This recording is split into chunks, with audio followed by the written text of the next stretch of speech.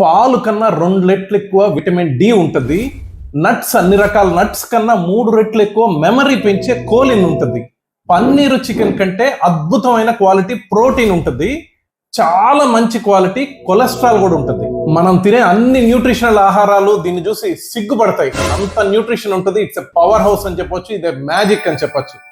అది గుడ్డు, గాడిద గుడ్డు కాదు, గుడ్డు.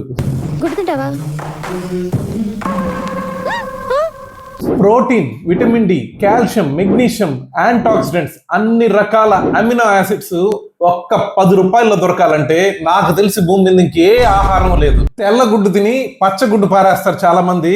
కొంచెం బుర్ర ఉపయోగించండి. తెల్ల గుడ్లో ఉండేది ఒక్క ప్రోటీన్ మాత్రమే, లోపల ఉండేదే పవర్ హౌస్.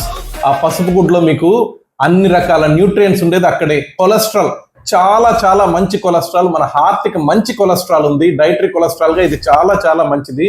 రోజుకి 1-2 గుడ్లు మిస్ కాకుండా తినండి.